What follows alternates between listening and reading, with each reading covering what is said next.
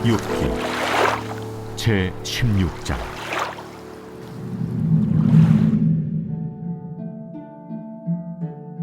욥이 대답하여 이르되, 이런 말은 내가 많이 들었나니 너희는 다 재난을 주는 위로자들이로구나. 헛된 말이 어찌 끝이 있으랴. 네가 무엇에 자극을 받아 이같이 대답하는가? 나도 너희처럼 말할 수 있나니 가령 너희 마음이 내 마음 자리에 있다 하자. 나도 그럴듯한 말로 너희를 치며 너희를 향하여 머리를 흔들 수 있느니라. 그래도 입으로 너희를 강하게 하며 입술의 위로로 너희의 근심을 풀었으리라. 내가 말하여도 내 근심이 풀리지 아니하고 잠잠하여도 내 아픔이 줄어들지 않으리라. 이제 주께서 나를 피로하게 하시고 나의 온 집안을 패망하게 하셨나이다. 주께서 나를 시들게 하셨으니 이는 나를 향하여 증거를 삼으심이라. 나의 파리한 모습이 일어나서 대면하여 내 앞에서 증언하리이다. 그는 진노하사 나를 찢고 적대시하시며 나를 향하여 이를 갈고 원수가 되어 날카로운 눈초리로 나를 보시고 무리들은 나를 향하여 입을 크게 벌리며 나를 모욕하여 뺨을 치며 함께 모여 나를 대적하는구나. 하나님이 나를 악인에게 넘기시며 행악자의 손에 던지셨구나. 내가 평안하더니 그가 나를 꺾으시며 내 목을 잡아 나를 부서뜨리시며 나를 세워 관역을 삼으시고 그의 화살들이 사방에서 날아와 사정없이 나를 쏘므로 그는 내 콩팥들을 꿰뚫고 그는 내 쓸개가 땅에 흘러나오게 하시는구나. 그가 나를 치고 다시 치며 용사같이 내게 달려드시니 내가 굵은 배를 꿰매어 내 피부에 덮고 내 뿔을 티끌에 더럽혔구나. 내 얼굴은 울음으로 붉었고 내 눈꺼풀에는 죽음의 그늘이 있구나. 그러나 내 손에는 포악이 없고 나의 기도는 정결하니라. 할렐루야. 사랑하는 열린문교회 성도 여러분, 지난밤도 주님 주신 은혜와 평강 가운데 단잠 주무셨습니까? 아침을 깨우는 말씀, 화요일 이 아침에 주님께서 저와 여러분에게 주시는 말씀은 욥기 16장 1절로 17절까지의 말씀입니다. 오늘도 주시는 살아계신 하나님의 말씀을 통하여 저와 여러분의 삶 가운데 선명한 이 성경적 기준이 세워지는 오늘이 되었으면 좋겠습니다. 오늘 본문의 제목을 매일 성경의 해설자는 재난을 주는 위로자들이라는 다소 역설적인 이 표현의 제목을 삼았는데요. 결국에는 욥이 그를 위로하기 위해 찾아왔었던 그 세 명의 친구들의 그 위로가 아닌 정죄에 대하여 대답하는 그 대답을 이 제목으로 삼은 듯 합니다. 1, 2절 보면 욥이 대답하여 이르되 이런 말은 내가 많이 들었나니 너희는 다 재난을 주는 위로자들이로구나. 결국에는 오늘 욥의 표현을 통해서도 알 수 있듯이 애초에 그 세 명의 친구들이 욥의 안타까운 소식을 듣고 그를 방문했었던 목적은 결국엔 그를 위로하기 위하였다라는 것입니다. 그러나 실상은 위로하기 위하여 그를 찾았지만 그들은 위로는커녕 도리어 욥을 정죄함으로 말미암아 욥의 표현을 빌리자면 도리어 그에게 재난을 주는 자들이 되어버렸다라는 이야기를 욥이 하고 있는 것입니다. 사실 오늘 말씀을 보면서 여러 차원에서 실제적인 고민과 또 묵상을 한번 해보게 되었는데요. 사실 7절 이 예하의 말씀들을 보면 여전히도 욥은 하나님을 원망 아닌 원망으로 대하고 있는 것을 보게 됩니다. 언젠가도 이야기했지만 이 하나님의 존재에 대한 이 믿음으로 말미암은 원망일 것인데요. 그 또한도 어찌하였든 또 다른 차원에서의 믿음이라고 이야기할 수는 있겠죠. 결국에는 자신에게 닥쳐온 재앙과도 같은 일로 인하여 하나님을 원망한다는 것은 적어도 하나님의 존재에 대한 인식과 더불어 하나님께서 모든 것을 주관하시고 주권적으로 인도하시는 분이시라는 것에 대한 인정이 있기 때문이다라는 생각을 합니다. 그렇기 때문에 이 욥이 하나님께 원망을 올려드리는 순간에도 결국엔 하나님은 천지를 창조하신 분이시고 모든 것을 주관하시는 분이시라는 것에 대한 믿음은 분명하게 고백하고 있더라는 것이죠. 그러나 안타깝게도 이와 같은 하나님에 대한 믿음은 단순히 존재에 대한 믿음, 또한 그의 주권에 대한 믿음이었을 뿐 결국에는 하나님의 성품과 하나님의 이 어떠한 이 속성을 정확하게 이해하지 못했습니다라고 요즘에 여러분에게 계속 이야기하였습니다. 그렇기 때문에 욥의 어찌 보면 완전하다고 할 수 없는 이 믿음으로 말미암아 자신에게 닥쳐온 재앙과도 같은 일들에 대한 해석이 그에게 따라오지 못함으로 인하여 하나님에게 이처럼 원망 아닌 원망을 올려드리고 있는 것이겠죠. 사실 오늘 본문을 통해서 우리들에게 보여주는 이와 같은 욥의 완전하고 온전하지는 못한 믿음과 더불어 욥이 그를 위로하겠다 하며 찾아왔었던 친구들이 위로는커녕 재난을 준다라는 이와 같은 대답이 서로 이 믹스가 되면서 목회자인 저에게 어쩌면 스스로 신앙인이라고 자부하는 우리들에게 주시는 하나님의 어떤 메시지가 있지 않은가라는 생각을 해보게 되었습니다.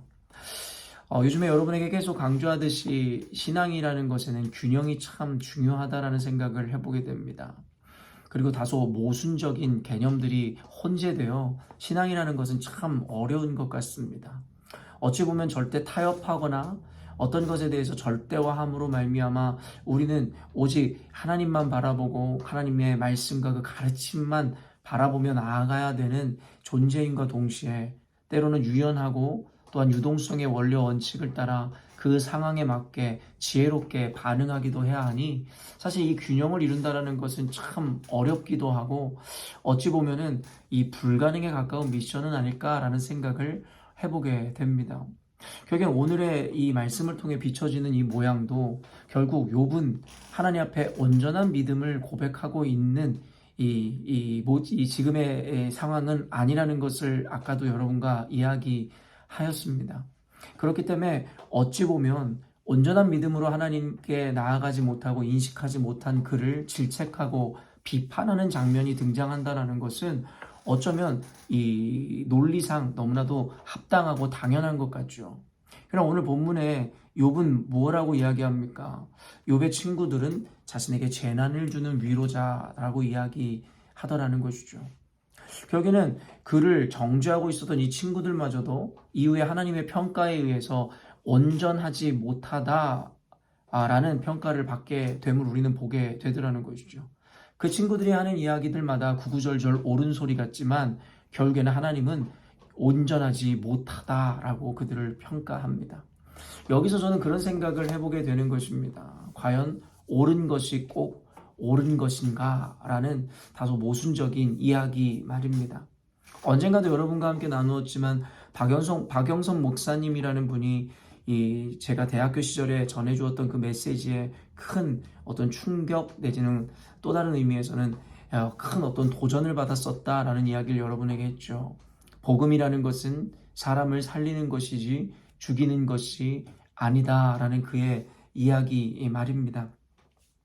다소 어찌 보면은 이 애매한 상황 가운데 박영선 목사님이 말씀하신 이 가르침이기에 사실은 우리를 조금은 혼란스럽게 할 수도 있는 내용이었는지도 모르겠습니다. 다시 한번 여러분에게 소개해 드린다면 결국에는 아버지를 잃게 된 어떤 아이를 위로하는 과정 가운데 그 아이가 목사님에게 자기의 아버지가 과연 구원을 받고 천국에 갔냐라는 그 질문 가운데 목사님께서 그에게 묻기를 아버지가 세례 받으시고 그리고 신앙이 있는 분이었냐라고 물었고 그 아이가 그렇지 않다라고 이야기했습니다. 그때 그 목사님께서 그렇다면 종종 한 번씩이라도 교회에 나온 적이 있었느냐라고 물었을 때에 어떤 크리스마스 때나 행사 때 아버지가 나오신 적이 있었다라고 이야기하는 그 소년에게 그 목사님께서 그런 대답을 하셨다라는 거예요. 그렇다면 너희 아버지는 구원을 받았다. 그 아이는 너무나도 기쁜 마음으로 집을 돌아가는 이 모습이었노라고 목사님께서 말씀하셨고 그런데 이를 지켜본 옆에 있었던 한 장로님께서 목사님에게 목사님 아무리 이 아이를 위로한다라는 목적이 있었다 할지라도 아닌 것을 아니다라고 이야기해 주셔야지 그렇게 말씀하셔서야 되겠습니까? 라고 꾸짖듯이 이야기하는 그 장로님에게 그 목사님이 장로님 복음은 사람을 살리는 것이지 죽이는 것이 아닙니다 라고 대답하시더라는 것이죠. 어떤 이들은 이를 보면서 그에 대한 평가가 다양할 수 있을 것입니다. 장로님이 이야기한 대로 오직 구원은 예수 그리스도를 믿음으로 말미암아 주어지는 것이지 어떤 때에 한번 교회 나왔다고 해서 구원이 임하는 것은 아니지 않는가라고 이야기하면서 말 그대로 정답, FM의 대답을 하고자 하는 이들이 있을지 모르겠습니다. 저도 보수적인 신앙관을 가진 사람으로서 어찌 보면 너무나도 당연하게 그 장로님의 이야기와 그의 주장에 더 힘을 싣고 동의하는 마음이 있어야만 했을 것인데, 박영선 목사님의 그 말씀 가운데 제 마음이 더욱더 도전받고 감동되어졌었던 것은 단순히 박영선 목사님이 말씀하셨던 그 말 자체가 온전하고 바른 대답이었기 때문이 아니라, 결국엔 그 목사님이 염두에 두었던 것은 결국엔 그 한 소년에 대한, 그 영혼에 대한 긍휼이었고 그 아이에 대한 이 사랑의 마음이었다라는 것을 생각할 때에 제 마음에 큰 감동이 있었던 것 같습니다. 사랑하는 성도 여러분, 아까도 이야기했지만 복음이라는 것은 타협 없이 전달되어지고 가르쳐져야 되는 것이다라고 저는 믿습니다. 그래서 지금도 타협 없이 단호한 메시지들을 여러분들에게 가르치고 훈련하는 것도 사실입니다. 그럼에도 불구하고 오늘 메시지를 통해서 저 스스로도 반성하고 다시 한번 스스로 점검하는 계기가 되는 것이, 과연 옳음과 바름이라는 것으로 인해서 내가 혹 성도들에게 또 다른 상처와 아픔을 남기는 목회를 하고 있는 것은 아닌가. 그 영혼에게 온전한 것을 전하고 가르쳐야 된다라는 그 사명감이 혹시 기다려주거나 그에 대해서 공감해 주어야 하는 그 순간을 놓쳐버리게 하고 있지는 않은가에 대해서 스스로 생각하고 반성해 보더라는 것이죠. 결국에는 성도들에게, 영혼들에게 바른 복음을 가르치고 전하는 목적과 이유는 바로 그 영혼을 살리기 위함이다라는 것을 다시 한번 생각해 보게 됩니다. 결국에는 아무리 바른 복음이고 바른 이 가르침이라 할지라도 그 영혼을 살려내는데 사용되어지거나 살리기 위해서 쓰여지지 않는다면 과연 그 옳음이라는 것이 옳음이라 할 수 있을까라는 것에 대해서 스스로 되묻게 되는 순간입니다. 사랑하는 성도 여러분, 오늘 이 말씀의 묵상들을 들으시면서 단순히 이래야 된다, 저래야 한다라는 답을 여러분에게 내어드리려는 것도 아니고 답을 낼 수도 없는 개념임을 깨닫습니다. 단순히 어떤 때에는 분명하게 단호하고 너무나 명확하게 가르쳐야 되는 타협 없는 순간이 있을 수가 있겠으며, 어떤 때에는 옳음을 옳음이라고 이야기하기보다는 그 영혼에게 더욱더 귀를 기울여야 하는, 공감해야 되는 순간들도 있을 수도 있기 때문입니다. 그리고 그것에 대해서 옳음과 그름이라는 것은 하나님께서 판단하시고 평가하시는 영역이지 어쩌면 내 스스로가 감히 재단할 수는 없는 영역일 수 있기 때문이죠.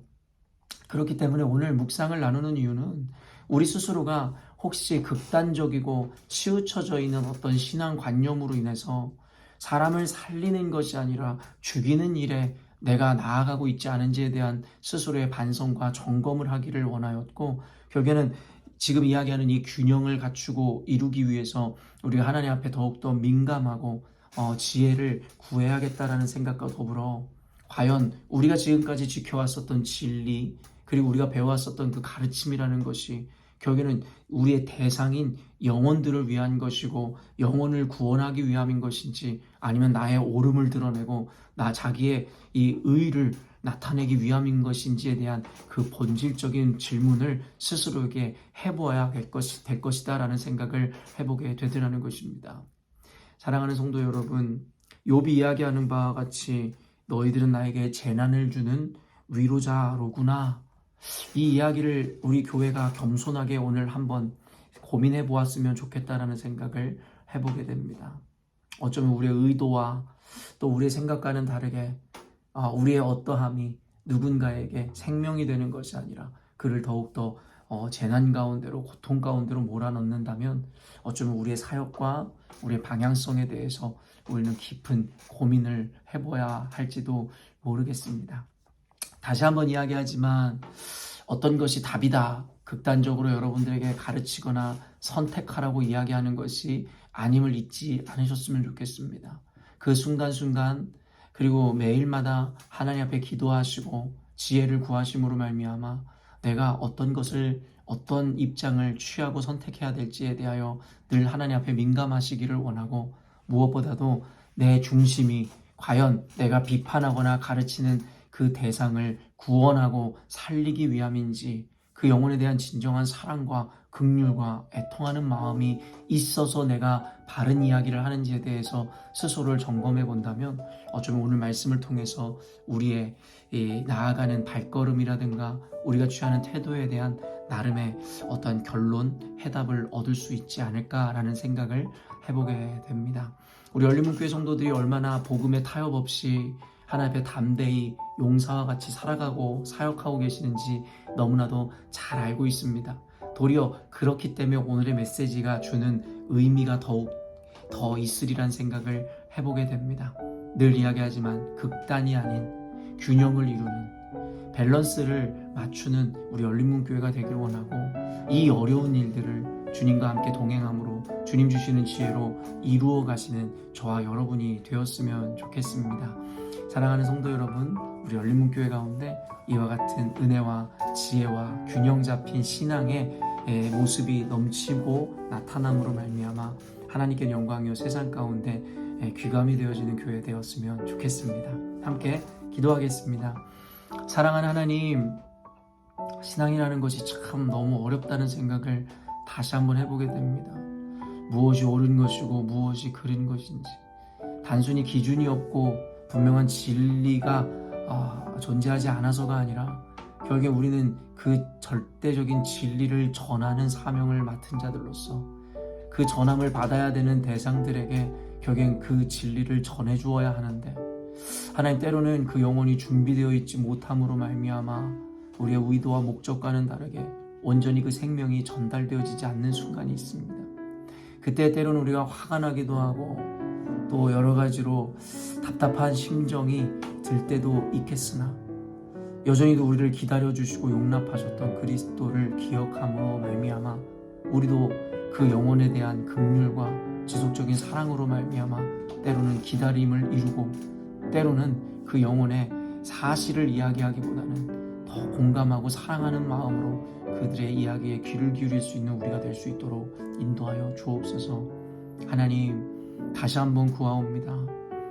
결코 타협하지 않는 신앙, 흔들리지 않는 신앙을 갖되 그럼에도 불구하고 한없이 유연하고 또 상대를 공감해주고 사랑해줄 수 있는 그 은혜의 마음을 부어주사 우리로 하여금 불가능해 보이고 모순적이어 보이는 이와 같은 은혜와 또 신앙의 성숙과 성장이 이루어질 수 있도록 주님 축복하여 주옵소서.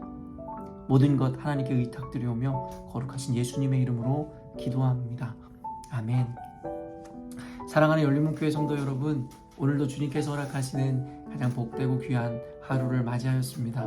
오늘도 말씀을 의지함으로 우리가 세상을 분별하고 때로는 판단하며 살아가야 하겠으나, 그 가운데 만나게 되어지는 영혼들과 상황들 가운데 오직 주님 주시는 지혜와 유연함으로 오늘도 승리하시는 삶, 또 주님의 뜻을 이루어내는 삶 사시기를 부탁드립니다. 아침을 깨우는 말씀은 내일 아침에 또 만나도록 하겠습니다.